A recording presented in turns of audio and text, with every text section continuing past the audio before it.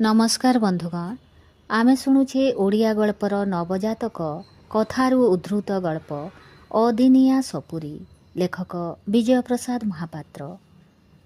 बुढ़ी जानती सेमाने कौन भावुछंती। मिथिर माँ बापा भाई भौणी जीवा आसिबा भाई बंधु लोक पड़िशा ओडिशा। बुढ़ी मले मिथि बंचिब। एणिकी एणिकी दिन जेतिकी गड़ुछि सेमाने सेतिकी असंभाळ होई पड़ुछंती। ସେମାନେ ବୁଢ଼ୀଙ୍କ ମୁହଁ ଉପରେ ଖୋଲାଖୋଲି ଭାବେ ନ କହିଲେ ବି ପିଲାମାନଙ୍କୁ ଶିଖେଇଛନ୍ତି ବୁଢ଼ୀଙ୍କ କାନ ପାଖରେ ବଡ଼ ପାଟିରେ କହିବାକୁ, କାଳେ ବୁଢ଼ୀ ଶୁଣିପାରୁନଥିବେ ବୋଲି। ବୁଢ଼ୀମା, ଦିଅଁକୁ ଡାକ। ଏତେ ଦିଅଁ ଦେବତାଙ୍କୁ ତ ତୁମେ ପୂଜା କର, ସେଇମାନଙ୍କୁ ଡାକ, ତୁମକୁ ନେଇଯିବେ। ଲୋକନୀର ବଡ଼ ଝିଅଟା କାଲି ତା ଇତିହାସ ବହିରୁ ପଢ଼ି ବୁଢ଼ୀକୁ ଶୁଣଉଥିଲା। କହୁଥିଲା, ଜାଣିଛ ବୁଢ଼ୀମା, ଆଗ କାଳରେ ଲୋକେ କ'ଣ କରୁଥିଲେ? ବୁଢ଼ା ବୁଢ଼ୀ ମରୁନଥିଲେ, ତାଙ୍କୁ ଗୋଟିଏ ମାଟି ଘୋମରେ ପୂରାଇ ସେଥିରେ ଖାଇବା ପଦାର୍ଥ ଦେଇ, ପାଣି ଦେଇ, ଲୁଗାପଟା ଦେଇ ତାଙ୍କୁ ବେକ ପର୍ଯ୍ୟନ୍ତ ମାଟିରେ ପୋତି ଦେଉଥିଲେ। ତୋତେ କିଏ କହୁଥିଲା? ବୁଢ଼ୀ ପଚାରନ୍ତି। ସେ ଘୁମ ପରା ସବୁ ଏବେ ବାହାରୁଛି ମାଟି ଖୋଳା ହେବାରୁ। ବୁଢ଼ୀ ହସେ ପିତା ଓଠରେ। ଭଲ କରୁଥିଲେ। ବୁଢ଼ା ବୁଢ଼ୀ ଗୁଡ଼ାକ ମନକୁ ନ ମଲେ ଆଉ କ'ଣ କରିବେ? ବୁଢ଼ା ବୁଢ଼ୀ ଗୁଡ଼ାକ କାହାର କେଉଁ କାମର? ମଣିଷ ଗୁଡ଼ାକ ବୁଢ଼ା ବୁଢ଼ୀ ହୋଇଗଲେ ମରିଯିବା ଭଲ। ରାତିରେ ଖାଇବା ପିଇବା ସରିଲେ ମିଥିର ମା ବୁଢ଼ୀଙ୍କର ବୋହୂ ନିଶ୍ଚୟ ଦେଖିବାକୁ ଆସନ୍ତି ବୁଢ଼ୀଙ୍କୁ। ହାତକୁ ଗୁଣ୍ଡ ଗୁଆ ଆଉ ଧାପେ ମାତ୍ରକ ପଡ଼ିଥିବା ଧୂଳିଗୁଣ୍ଡିରୁ ଟିକିଏ ପାନଖିଲ ଖଣ୍ଡିକ ବଢ଼େଇ ଦେଉ ଦେଉ ପଚାରନ୍ତି, ବୋଉ, ଟିକିଏ ହାତ ବୁଲେଇ ଦେବି କି ଗୋଡ଼ରେ? ବୁଢ଼ୀଙ୍କ ଉତ୍ତରକୁ ଅପେକ୍ଷା ନ କରି ସେ ବୁଢ଼ୀକୁ ଖଟ ଦାଢ଼ରେ ବସି ତାଙ୍କ ଗୋଡ଼ ଦୁଇଟା ଉଠାଇ ଥୁଅନ୍ତି ନିଜ ଜଙ୍ଘ ଉପରେ। ଆସ୍ତେ ଆସ୍ତେ ମଚାଳି ଦିଅନ୍ତି। 2 କି 4 ମିନିଟ୍ ପରେ ଆସନ୍ତି ବୁଢ଼ୀଙ୍କ ପୁଅ। ପଚାରନ୍ତି, ବୋଉ, ଶୋଇଲୁଣି? ସପୁରୀ ଖାଇଲୁ? ଏ ଅଦିନିଆ ସପୁରୀ ତ ଟିକିଏ ଖଟାଂଶ ଥିବ। ତୁ ଥରେ କହିଥିଲୁ ବୋଲି ଖାଲି ମୁଁ ଆଣିଛି।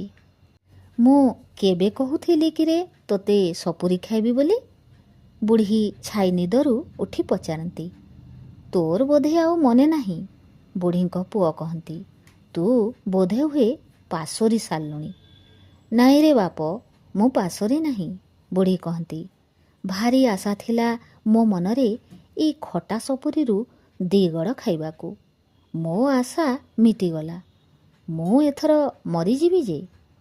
ଛି ବୋଉ, କାହିଁକି ରାତିଟାରେ ଏଡ଼େ ଅମଙ୍ଗଳ କଥା ଗୁଡ଼ାକ ତୁଣ୍ଡରେ ଆଣୁଛ? ବୁଢ଼ୀଙ୍କ ବୋହୂ କହନ୍ତି। ନାହିଁ ଲୋ ବୋହୂ, ତୁ ଜାଣିନାହୁଁ। ବୁଢ଼ା ବୁଢ଼ୀ ଗୁଡ଼ାଙ୍କର ଆଶା ସାରୁପତ୍ରରେ ବର୍ଷା ପାଣି ପରି। ଯେତେ ଦିନ ସେ ଆଶା ନ ପୂରିଛି ସେ ପାଣି ଗଡ଼ିବ ନାହିଁ। ସେଇମିତି ଢଳ ଢଳ ହେଉଥିବ ସିନା, ଗଡ଼ିବ ନାହିଁ। ଦେଖିଲୁନି ମୋ ଆକାଶ ସୁରଙ୍କ ବେଳକୁ? କେତେ ଦିନ ନ ପଡ଼ିଲେ କତର ଲାଗା ହୋଇ ହାତ ଗୋଡ଼ ରହିଗଲା। ସର୍ବାଙ୍ଗ ଶରୀର ଛତି ଫୁଟିଗଲା ପରି ହୋଇଗଲା। କଳା କଳା ରକ୍ତ ଗୁଡ଼ାକ ପଡ଼ିଲା ପାଟିରୁ ନାକରୁ। ବୁଢ଼ା ମଣିଷ ଚିହ୍ନି ପାରୁନଥାନ୍ତି କି ସ୍ୱର ବାରି ପାରୁନଥାନ୍ତି। ଘଡ଼ିକୁ ଘଡ଼ି ଚେତା ବୁଡ଼ି ଯାଉଥାନ୍ତି, ହେଲେ ଜୀବ ଛାଡ଼ୁନଥାଏ। ଯିଏ ଦେଖୁଥାଏ କହୁଥାଏ, ବୁଢ଼ାଙ୍କ ଦେହରେ ଆଉ ଜୀବନ ନାହିଁ। ଆମେ ସବୁ ଦୌଡ଼ି ଯାଇ ବୁଢ଼ାଙ୍କ ପାଟି ପାଖରେ ଦର୍ପଣ ଧରିଲା ବେଳକୁ କେତେବେଳକେ ଘଡ଼ିକେ କି ପହରକେ ଦର୍ପଣ ଉପରେ ବାମ୍ଫୁଆ ଛାଇଟିକେ ପଡ଼େ। ଆଲୋ, ବଞ୍ଚିଛନ୍ତି ଲୋ କହି ଆମେ ସମସ୍ତେ ଟିକିଏ ସୁଁ ସୁଁ ହୋଇ କହୁ। ବୁଢ଼ା ପାଟି ପାକୁ ପାକୁ କରନ୍ତି, ଯେମିତି କ'ଣ କହିବେ। ଜାଣିବା ଶୁଣିବା ଲୋକେ କୁହନ୍ତି, ପୁଅମାନଙ୍କୁ ଯାଅ, କାନ ଡେର। ବୁଢ଼ା ଯିବାବେଳକୁ କ'ଣ କହିବେ ବୋଧେ, କ'ଣ ମାଗୁଛନ୍ତି ବୋଧେ, ଯାଇପାରୁନାହାନ୍ତି ନ ନେବା ଯାଏ। ବଡ଼ ପୁଅ ଯାଇ କାନ ଡେରନ୍ତି ପାଟି ପାଖରେ। ପଚାରନ୍ତି ବଡ଼ ପାଟିରେ, କ'ଣ କହିବ, କ'ଣ ନେବ? ବୁଢ଼ାଙ୍କ ଓଠ ପୁଣି ଦୁଇଥର ପାକୁ ପାକୁ ହୁଏ। ପୁଅ କହନ୍ତି ମୁଣ୍ଡ ହଲେଇ କିଛି ବୁଝି ହେଉନାହିଁ। କହୁଛନ୍ତି ଜାମୁକୋଳି। ଜାଣିଲା ଶୁଣିଲା ଲୋକେ କହନ୍ତି ହଁ ସେୟା ହୋଇଥିବ, ଜାମୁକୋଳି ମାଗୁଛନ୍ତି। ଜାମୁକୋଳି ଖୋଜା ଚାଲିଲା ଖଣ୍ଡମଣ୍ଡଳ। ପୁଷ ମାସରେ ଜାମୁକୋଳି କୋଉଠୁ ମିଳିବ? ସେ ବୁଢ଼ା ସେମିତି ପଡ଼ି ରହିଲେ କତରାରେ। ମାଘ ଗଲା, ଫଗୁଣ ଗଲା, ବଜ୍ରା 3 ମାସ। ଜ୍ୟେଷ୍ଠ ମାସରେ ଜାମୁକୋଳି ପାଚିବା ପର୍ଯ୍ୟନ୍ତ। ଯେଉଁଦିନ ପୁଅମାନେ ଜାମୁକୋଳିଟିଏ ଆଣି ବୁଢ଼ାଙ୍କ ପାଟିରେ ଦେଲେ, ଗିଳି ସୁଦ୍ଧା ନାହାନ୍ତି, ଜୀବ ଛାଡ଼ିଗଲା ଘଟରୁ। ବୁଢ଼ୀ ଆଉ କିଛି କହିଲେ ନାହିଁ। ବୋହୂ ବୁଢ଼ୀଙ୍କ ପାଦ କାଢ଼ି ଜଙ୍ଘରୁ ଖଟ ଉପରେ ଶୁଆଇ ଦିଅନ୍ତି। ପୁଅ ବେକ ପର୍ଯ୍ୟନ୍ତ ଟାଣି ଦିଅନ୍ତି ଚାଦର। ଦୁହେଁ ବସି ରୁହନ୍ତି ଦୁଇଟି କୁଜି ଅସରପା ପରି, ମିଥିର ମା ଆଉ ବାପା। ସେ ଘରେ ମିଥି ଶୋଇଛି ରୋଗିଣା ବିରାଡ଼ି ପିଲାଟିଏ ପରି। ଏଇ ଫଗୁଣ ଚତୁର୍ଥୀକୁ 19 ପୂରିଯିବ। କିଏ କହିବ 19 ବର୍ଷର ପଢ଼ୁଆ ଝିଅ ବୋଲି। ହାଡ଼ ଦିଖଣ୍ଡ ଝୁଲୁଛି। କି ରୋଗ ହେଲା ତାକୁ, ଯାହା କାନ ଶୁଣି ନଥିଲା କି ଆଖି ଦେଖି ନଥିଲା। ମିଥିର ମା ପଣତ ପାଟିରେ ଦେଇ ସୁ ସୁ ହୁଅନ୍ତି। କି ପାପ କରିଥିଲି କୋଉ ଜନ୍ମରେ? କାହା ଘର ବୁଡ଼େଇଥିଲି କି କାହା ଖାଇବା ଅନ୍ନରେ ବିଷ ମିଶେଇଥିଲି? 19 ବର୍ଷର ଝିଅ ଦେହରୁ ଯିଏ ଚାଲିଗଲେ ପଦ୍ମ ଫୁଟି ଯାଉଥାନ୍ତା। ତା ହାଡ଼ ଥାଉ ଥାଉ ମାଂସ ମିଳେଇ ପଡ଼ୁଛି। ମିଥି ସେ ଘରେ ଶୋଇଛି ବେମାରିଆ ବିରାଡ଼ି ପିଲାଟିଏ ପରି। ଏଠି ବାପା ମା ଦୁଇଟି କୁଜି ଅସରପା ପରି ଜଗି ବସିଛନ୍ତି ବୁଢ଼ୀଙ୍କୁ। ଚାଲିଗଲେ କି ବୁଢ଼ୀ? କହୁ ତ ଥିଲେ ସପୁରି ଖାଇଲେ ତାଙ୍କ ଆଶା ପୂରିଯିବ ବୋଲି। ପୂରିଗଲା କି ମାଣକ? ସାରୁପତ୍ରରୁ କି ବର୍ଷା ପାଣି ଗଡ଼ି ପଡ଼ିଲା ମାଟିକୁ? ବୋହୂ ଉଠି ପାଦ ଚିପି ଚିପି ଯାଇ ବୁଢ଼ୀଙ୍କ ପାଟି ପାଖରେ ଦର୍ପଣ ଧରନ୍ତି। ବାମ୍ଫେଇ ଉଠେ ଦର୍ପଣ କାଚ। ବୁଢ଼ୀଙ୍କ ଦରଚୋବା ପାନର ବାଇଗିଣୀ ପତ୍ର ଛାଇରେ। ପୁଅ ବୋହୂ ଦୀର୍ଘଶ୍ୱାସ ପକାଇ ଉଠନ୍ତି ଶୋଇବାକୁ ଯିବାକୁ। ପୁଣି ଗୋଟାଏ ଦିନ। ମିଥି କି ଆହୁରି ଗୋଟାଏ ଦିନ ସମ୍ଭାଳି ପାରିବ? ଡାକ୍ତର କହିସାରିଛନ୍ତି ମିଥିର 2ଟି ଯାକ କିଡ଼ନୀ ନଷ୍ଟ ହୋଇଗଲାଣି। ଆଉ ବେଶୀ ଦିନ ନୁହେଁ। ଯେତିକି ଦିନ ଯିବ ସେତିକି ବିଷାକ୍ତ ହୋଇ ଉଠିବ ତା ରକ୍ତ। ଅସ୍ତ୍ରୋପଚାର ଛଡ଼ା ଆଉ ଉପାୟ ନାହିଁ। ଦେଖିବା, ଗୋଟେ ଚେଷ୍ଟା ନେବା। ଭାରି ବଡ଼ ଅପରେସନ୍। ରୋଗୀର ଯଦି ଭାଗ୍ୟ ସେତିକି ତେଜ ଥିବ, ବଞ୍ଚିଲେ ବଞ୍ଚି ଯାଇପାରେ। କେତେ ଟଙ୍କା ଲାଗିବ? ମିଥିର ବାପା ମା ପଚାରନ୍ତି ସର୍ଜନକୁ। ପଇସା ଆଗ ନୁହେଁ, ଆଗ ଯାଇ ଗୋଟାଏ କିଡ଼ନୀ ଯୋଗାଡ଼ କର ଝିଅ ପାଇଁ। ଯଦି କେହି ଗୋଟାଏ କିଡ଼ନୀ ଦାନ କରି ନିଜ ଦେହରୁ, ଆମେ ଅସ୍ତ୍ରୋପଚାର କରି ରୋଗୀ ଦେହରେ ଯୋଡ଼ିବାକୁ ଚେଷ୍ଟା କରିବୁ। ଯଦି ଲାଗିଯାଏ ତ ରୋଗୀ ବଞ୍ଚିଯିବ। ବାପା ମା ଯେତେବେଳେ ଶୁଣିଲେ କିଡ଼ନୀ କିଛି ବିଚିତ୍ର ବସ୍ତୁ ନୁହେଁ। ସବୁ ମଣିଷଙ୍କ ଭିତରେ କିଡ଼ନୀ ଅଛି, ଯାହାର କାମ ହେଉଛି ମଣିଷ ରକ୍ତକୁ ପରିଷ୍କାର ରଖିବା। ଯାହା ଅଭାବରେ ମଣିଷ ରକ୍ତ ବିଷାକ୍ତ ହୋଇଯାଏ। ମୃତ୍ୟୁ ତିଳ ତିଳ କରି ବହନ କରି ସମସ୍ତେ ବାଟ ଭାଙ୍ଗି ଚାଲିଯାଆନ୍ତି। ଏ କ'ଣ ଅଙ୍ଗୁଠି ନଖ ହୋଇଛି କି ମୁଣ୍ଡର ବାଳକେରା ହୋଇଛି ଯେ କାଟିଦେଲେ ପୋଡ଼ି କ'ଣ ହେଇଯିବ? ବଞ୍ଚି ଥାଉ ଥାଉ କିଏ କିଡ଼ନୀଟାଏ ନିଜ ଦେହରୁ ଦେଇଦେବ? ଯେତେ ବାପ ହଉ, ଯେତେ ମା ହଉ, ଭାଇ ହଉ କି ଭଉଣୀ ହଉ, ଡାକ୍ତର କହିଲେ କେହି ଯେତେବେଳେ ରାଜି ନ ହେଉଛି, ଝିଅକୁ ଗୋଟେ କିଡ଼ନୀ ଦେବା ପାଇଁ ରୋଗୀକୁ ଘରକୁ ନେଇଯାଅ। ଦେଖ ତା ଭାଗ୍ୟ ଯଦି ଟାଣ ଥାଏ। ଦେଖ ବୁଢ଼ାବୁଢ଼ୀ ଯଦି କେହି ଥାଏ, ଯଦି ଦୈବାତ୍ କାହାର ମୃତ୍ୟୁ ହୋଇଯାଏ, କେହି ଯଦି ଦୁର୍ଘଟଣାରେ ମରା ପଡ଼େ, ସାଙ୍ଗେ ସାଙ୍ଗେ ଯଦି ଆମ ପାଖରେ ଖବର ପହଞ୍ଚେ, ମଲା ଦେହରୁ କିଡ଼ନୀ କାଟି ଆମେ ଝିଅ ଦେହରେ ଯୋଡ଼ିବୁ। ଦେଖିବା, ଗୋଟେ ପରୀକ୍ଷା କରିବା। ଅନେକ ଜାଗାରେ ଡାକ୍ତରମାନେ ତ କରୁଛନ୍ତି। ଦେଖିବା ମିଥିର ଯଦି ଆୟୁଷ ଟାଣ ଥାଏ। ବାପା ମା ମିଥିକୁ ଗାଡ଼ିରେ ପକାଇ ଫେରିଲେ ଡାକ୍ତରଖାନାରୁ। ଆଖିରୁ ଲୁହ ଶୁଖୁ ନଥାଏ। ସମସ୍ତେ ଆସି ବସିଲେ ବୁଢ଼ୀଙ୍କ ଘରେ। କାହାରି ପାଟିରୁ କଥା ବାହାରୁ ନଥାଏ।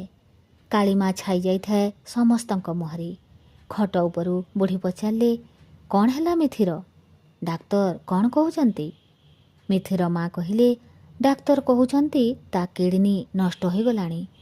କେହି ଯଦି ଦାନ କରେ କିଡ଼ନୀ ଡାକ୍ତରମାନେ ତା ଦେହରେ ଯୋଡ଼ି ତାକୁ ଭଲ କରିବେ। ମୁଁ କହିଲି, ମୋ ଦେହରୁ ନିଅ। ସେ ନାହିଁ କହୁଛନ୍ତି।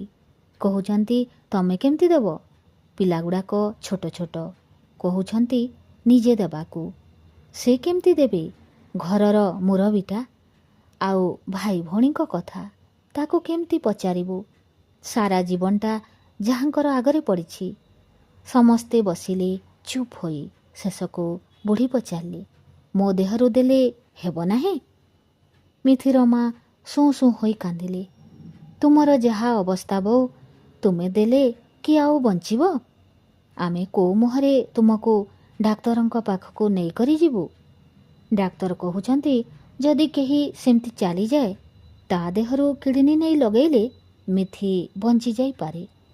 ପୁଣି ସମସ୍ତେ ନୀରବ ହେଲେ। କେତେବେଳେ କେ ବୁଢ଼ୀ କହିଲେ, ଆଲୋ ମା, ମୁଁ ତ ଶୁଖିଲା ପତର, କୋଉ ଦଣ୍ଡରେ ଖସି ପଡ଼ିବି। ଆଜି ଅଛି କାଲିକୁ ନାହିଁ, ଏତେ ଭାବନା କାହିଁକି ପଡ଼ିଛି? ମୁଁ କ'ଣ କାଲିକୁ ଥିବି? ମୋ ଆୟୁଷ ନେଇ ମିଥି ବଞ୍ଚୁ। ସମସ୍ତେ ମୁହଁ ଉଠାଇ ଚାହିଁଲେ ବୁଢ଼ୀଙ୍କୁ। ସେଇ ଗୋଟିଏ ଶୁଖିଲା ପତର, ସତେ ଯେମିତି ସେଇ ପତରଟିରେ ମିଥିର ଜୀବ ଲଟକିଛି। ସେଇ ପତର ଖସିଲେ ସତେ ଯେମିତି ମିଥି ବଞ୍ଚିଯିବ। କିନ୍ତୁ କିଏ ଜାଣେ କେତେଦିନ ପରମାୟୁ ଶୁଖିଲା ପତରରେ? ମିଥିକି ସେତେଦିନ ରହିପାରିବ? ତଥାପି ସମସ୍ତଙ୍କ ମନରେ ଆଶା ସଞ୍ଚାର ହେଲା। ସମସ୍ତେ କେମିତି ଗୋଟିଏ ଭିନ୍ନ ଆଖିରେ ଚାହିଁଲେ ବୁଢ଼ୀଙ୍କୁ। ସତରେ ଯେମିତି ବୁଢ଼ୀଙ୍କ ହାତରେ ସବୁ ଅଛି। ବୁଢ଼ୀ ଏଇନା ଚାହିଁଲେ କି ଏଇନା ଚାଲିଯିବେ, ଆଉ କ୍ଷଣରେ ତାଙ୍କ ଆୟୁଷ ନେଇ ଜିଇଁ ଉଠିବ ମିଥି। ପଢ଼ୁଆ ଝିଅ ମିଥି। ପଦ୍ମ ଫୁଟି ଯାଉଥାନ୍ତା ଯିଏ ଚାଲି ଯାଉଥିଲେ। ପିଲାମାନେ ଯେମିତି କହୁଛନ୍ତି କାନ ପାଖରେ, ବୁଢ଼ୀମା, ଦିଅଁଙ୍କୁ ଡାକ, ଏତେ ଦିଅଁଙ୍କୁ ତ ପୂଜା କର, ସେଇମାନଙ୍କୁ ଡାକ, ତମକୁ ନେଇଯିବେ। ବୁଢ଼ୀ ଚାହିଁଲେ କିଛି କ୍ଷଣ ସମସ୍ତଙ୍କୁ। କ'ଣ ସେ ଜବାବ ଦେବେ? ଭାବିଲେ ସେ ଶୋଇପଡ଼ିବେ। କାଲି ସକାଳୁ ଉଠିଲା ବେଳକୁ କାହାରି ଆଉ କିଛି ପଚାରିବାକୁ ନଥିବ। ସେ ଚାଲି ଯାଇଥିବେ। କିନ୍ତୁ ସକାଳକୁ ସେ ଉଠିଲେ ଭଲ ମଣିଷ ପରି ସବୁଦିନ ଯେମିତି ଉଠନ୍ତି। ବୁଢ଼ୀ ବୁଝିପାରିଲେ ନାହିଁ ସେ ମରିନାହାନ୍ତି କାହିଁକି। ସପୁରି ତ ଖାଇଲେ, ସବୁ ତ ଖାଇଲେ, ପୁଣି ବଞ୍ଚିଛନ୍ତି କାହିଁକି? ପିଲାମାନେ ତାଙ୍କୁ ଘେରିଗଲେଣି ତାଙ୍କୁ ହୁଏତ ପଚାରିବେ ବୋଲି। ସେ କାହିଁକି ମରିନାହାନ୍ତି? ତାଙ୍କ ନିଜ ପୁଅ ବି ଆସି ଠିଆ ହେଲାଣି। ସେ ସମସ୍ତଙ୍କୁ ଶୁଣାଇ ଶୁଣାଇ କହିଲେ ଶେଷକୁ, ଏ ନିଆଁ ଲଗା ବୁଢ଼ାବୁଢ଼ୀଙ୍କ ଜୀବନ ସାରୁପତ୍ରରେ ବର୍ଷା ପାଣି ପରି। ସେମିତି ଢଳ ଢଳ ହେଉଥିବ ସିନା, ଗଡ଼ିବ ନାହିଁ ଆଶା ନ ପୁରିଲା ପର୍ଯ୍ୟନ୍ତ। ଦେଖିଲନି ମୋ ଆକା ଶ୍ୱଶୁରଙ୍କ ବେଳକୁ? ସମସ୍ତେ ଚାଲିଗଲେ ମୁହଁ ଶୁଖାଇ। ସେଦିନ ସନ୍ଧ୍ୟାବେଳକୁ ପୁଅ ଆସି ତାଙ୍କୁ ପୁଣି ଅଦିନିଆ ସପୁରି ଦେଲେ। ପଚାରିଲେ, ବୋଉ, କହୁଥିଲୁ ପରା ସପୁରି ଖାଇବୁ ବୋଲି? ବୁଢ଼ୀଙ୍କ ଆଖି ଛଳ ଛଳାଇ ଆସିଲା। ସତେ ତ, ସେ ଭାବିଲେ ତାଙ୍କର ସପୁରି ଖାଇବାକୁ ଭାରି ଆଶା ଥିଲା। ସେ ଛଳ ଛଳ ଆଖିରେ ଟାଉ ଟାଉ କରି ଗିଳି ପକାଇଲେ 3-4 ଖଣ୍ଡ। ତାଙ୍କ ବୋହୂ କେଡ଼େ ସୁନ୍ଦର ଲୁଣ ରାଗ ଗୁଣ୍ଡ ଗୋଳେଇ ନିଜ ହାତରେ ଆଣିଥିଲା ସପୁରି କଟା। ତାଙ୍କ ଆକା ଶ୍ୱଶୁର ମନେ ପଡ଼ିଲେ ଯାହାଙ୍କର ପ୍ରାଣ ଅଟକିଥିଲା ଜାମୁକୋଳିରେ। ବୁଢ଼ୀ ଶୋଇବାକୁ ଗଲେ। ଭାବିଲେ ସେ ସପୁରି ଖାଇ ସାରିଛନ୍ତି। କାଲି ସକାଳକୁ ସେ ଚାଲି ଯାଇଥିବେ। କିନ୍ତୁ ତାଙ୍କର ଯେତେବେଳେ ନିଦ ଭାଙ୍ଗିଲା, ସକାଳକୁ ଭଲ ଲୋକ ପରି ପିଲାଏ ଆସି ତାଙ୍କୁ ପୁଣି ଘେରିଗଲେ। ବୁଢ଼ୀ ଦୋଷୀ ମନେ କଲେ। କାନ୍ଦ ମାଡ଼ି ଆସିଲା ତାଙ୍କୁ। କହିଲେ ଶେଷକୁ, ମିଥିକୁ ଟିକିଏ ମୋତେ ଦେଖାଅ, ମୁଁ ଟିକିଏ ଦେଖିବି ମିଥି କେମିତି ଅଛି। କ'ଣ ଆଉ ଦେଖିବାର ଅଛି ମିଥିକୁ ବୋଉ? ପୁଅ ବୋହୂ କହିଲେ ସୁଁ ସୁଁ ହୋଇ, ମିଥି କ'ଣ ଆଉ ମିଥି ହୋଇଅଛି? ବୁଢ଼ୀ ବଳେଇବାରୁ ଶେଷକୁ ପୁଅ ବୋହୂ ଟେକି ଟେକି ନେଲେ ବୁଢ଼ୀଙ୍କୁ ମିଥିର ଖଟ ପାଖକୁ। ମିଥି ଆଖି ଖୋଲି ଚାହିଁଲା ବୁଢ଼ୀ ମା'କୁ। ଦୁହେଁ ଦୁହିଁଙ୍କୁ ଚାହିଁ ଟିକେ ହସିଲେ। ବୁଢ଼ୀ କହିଲେ, ମୋତେ ଏଥର ନେଇଯାଅ। ଝିଅଟାକୁ ଟିକେ ଦେଖିଲି, ମୋ ମନ ବୁଝିଗଲା। ନିଅ, ମୋତେ ଏଥର ନେଇ ଶୁଆଇ ଦିଅ। 10ଟା ବେଳକୁ ମିଥିର ବାପା ଯେତେବେଳେ ବାହାରିବେ ଅଫିସକୁ, ବୁଢ଼ୀ ବୋହୂକୁ ଡକାଇଲେ। ଆଲୋ ମା, ନୀଳାମ୍ବର ଅଫିସ୍ ବାହାରିଲାଣି କି? ତାକୁ କହିବୁ ପାଇବ ଯଦି ଅଫିସ୍ ଲେଉଟ ଆଣି ମୋ ପାଇଁ ଗୋଟେ ତାଳସଜ ଆଣିବ। ପୁଅ ବୋହୂ ମୁହଁ ଚାହାଁ ଚୁହିଁ ହେଲେ। ନୀଳାମ୍ବର ବାବୁଙ୍କର ଆଖି ଛଳଛଳ ହୋଇ ଆସିଲା। ଏ ଅଦିନରେ ତାଳସଜ ମୁଁ କେଉଁଠୁ ପାଇବି? କିନ୍ତୁ ଯେମିତି ହେଲେ ତ ଆଣିବାକୁ ହେବ। ସେ ଅଫିସ୍ ବାହାରିଲେ। ନୀଳାମ୍ବର ବାବୁ ସେଦିନ 1:30 ବେଳକୁ ଅଫିସ୍ରୁ ଚାଲି ଆସିଛନ୍ତି। ହାତରେ ତାଳପତ୍ରର ପୁଡ଼ାଟାଏ। ମିଥିର ମା ଦୁଆର ଖୋଲିଦେଇ ତାଟକା ହୋଇଗଲେ। ତମେ? ତାପରେ ଚାହିଁଲେ ହାତର ତାଳପତ୍ର ଗୁଡ଼ାକୁ। ପାଇଲ ତାଳସଜ? ନୀଳାମ୍ବର ବାବୁ ମୁଣ୍ଡ ଟୁଙ୍ଗାଇଲେ। ଦିନା ପିଅନକୁ ପଠାଇ ତା ଗାଁରୁ ଅଣାଇଛି। ଏ ଦିନରେ କି ମିଳେ ତାଳସଜ? ପୁଅ ବୋହୂ ଗଲେ ବୁଢ଼ୀଙ୍କ ଘରକୁ। ଖଟ ପାଖକୁ ଆଗେଇ ଯାଇ ବୋହୂ ଡାକିଲେ, ବୋଉ ଉଠ, ତାଳସଜ ପାଇଁ କହିଥିଲ, ଆଣିଛନ୍ତି, ନିଅ। ବୁଢ଼ା ହୋଇଯିବ। ବୁଢ଼ୀ ଉଠିଲେ ନାହିଁ। ସାରୁପତ୍ରରୁ ବର୍ଷା ପାଣି ବୁନ୍ଦାକ ଗଡ଼ି ପଡ଼ିଥିଲା ମାଟିକୁ।